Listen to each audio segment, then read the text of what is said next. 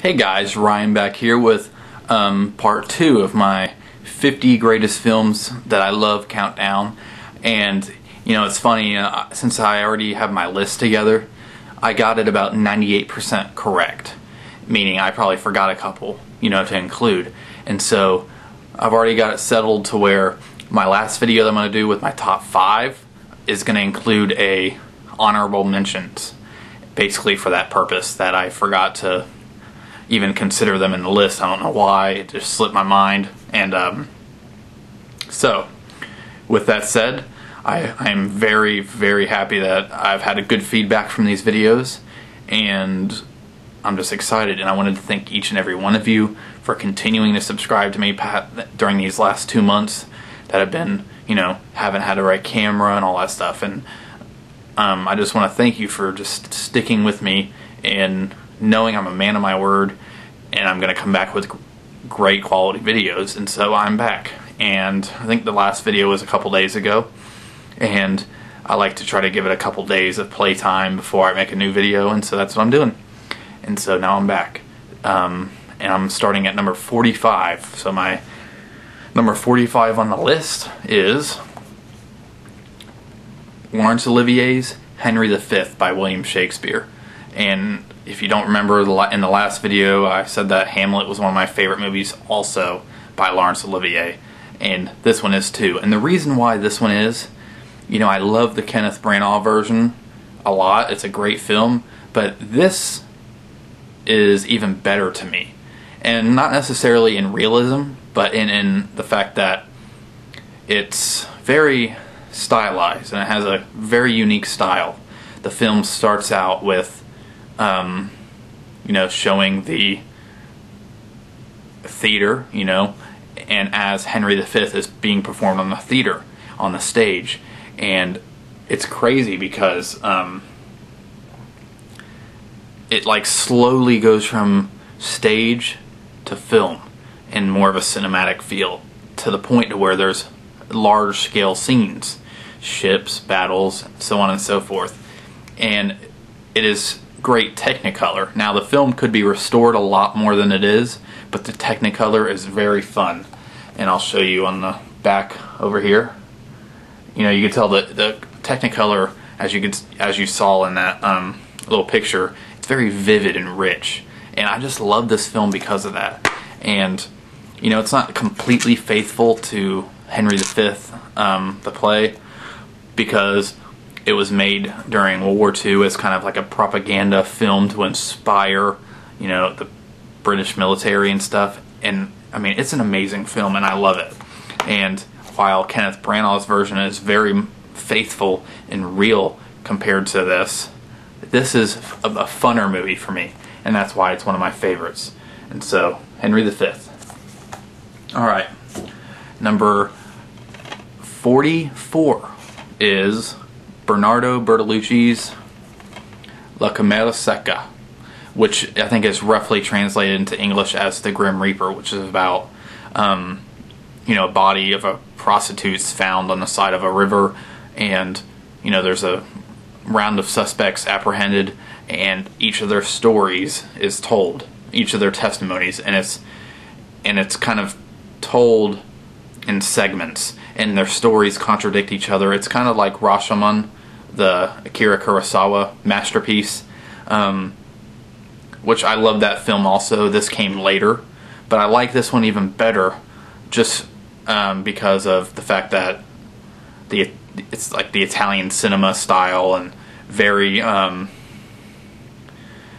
don't know, I just love this one, and a little bit more. I don't know why. Maybe it's because I saw this one first, but they're both great films, but this one made it on my list.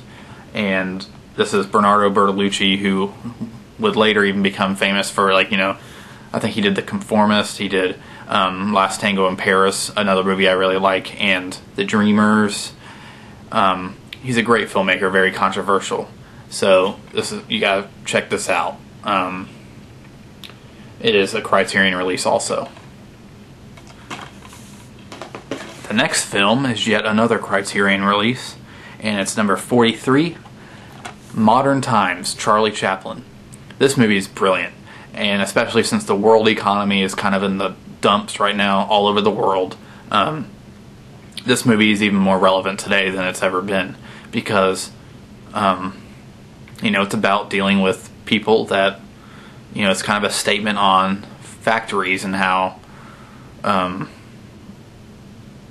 it's kind of a statement against capitalism in a way, and against industry and all that stuff. And it's not that I don't completely agree with all the views in the film, but it is very relevant today because of the issues that it tackles, and a lot of the same issues. And it's hilarious. Charlie Chaplin, it's a silent film made in 1936, years after The Jazz Singer was released. And even though it's a silent picture, there's things in it that aren't silent, like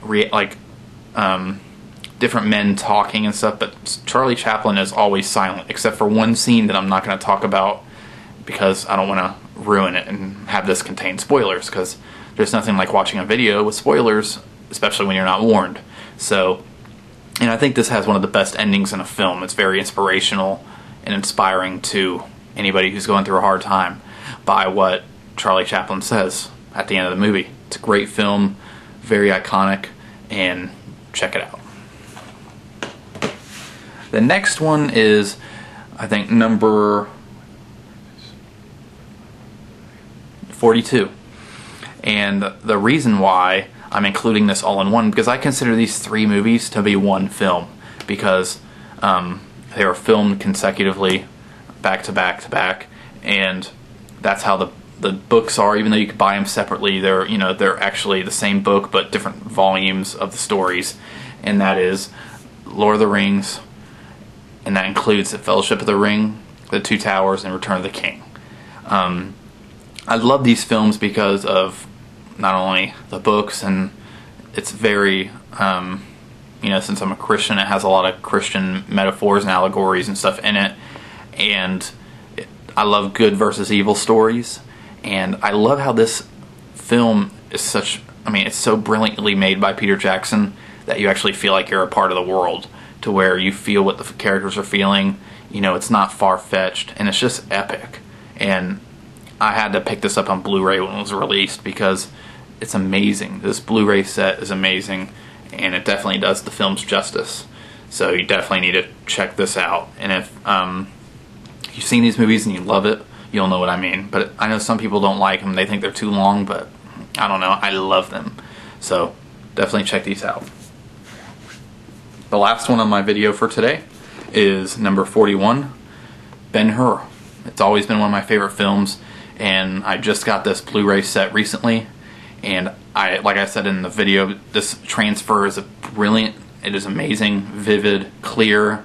The kind of cinemascope they used was very grainless. It doesn't have a lot of film grain at all, and so it was making it even easier to, I think, restore in that way, even though it took 3 years to restore. But it's about Judah Ben-Hur, who was betrayed by his best friend and put into basically the galleys and slavery, and it's an epic story, an odyssey basically, and of how he's a revenge story, but it's kind of has a kind of touches of Count of Monte Cristo in a way, even though they're two different stories. But it's a great film, and he has different encounters with Jesus Christ, and I just love the film because of the spirituality and the religious aspects, and I've always loved it. It was one of the first books I read when I was in middle school, when I was in junior high, and it's just such a fascinating, brilliant movie. It won 1959 Best Picture. It won a total of 11 Academy Awards. It didn't even come close. Nothing came close to it until, of course West Side Story almost did, but until Titanic came out. So it's definitely a brilliant film. And then Return of the King won 11 also. So I'm glad you guys are still enjoying these videos, and until next time, I think my vlog is going to be coming out tomorrow. So hopefully it's ready and it'll be out tomorrow. But I'll let you guys go. Remember, there's 3 ways of doing things: the right way, the wrong way, and the chat way. See ya.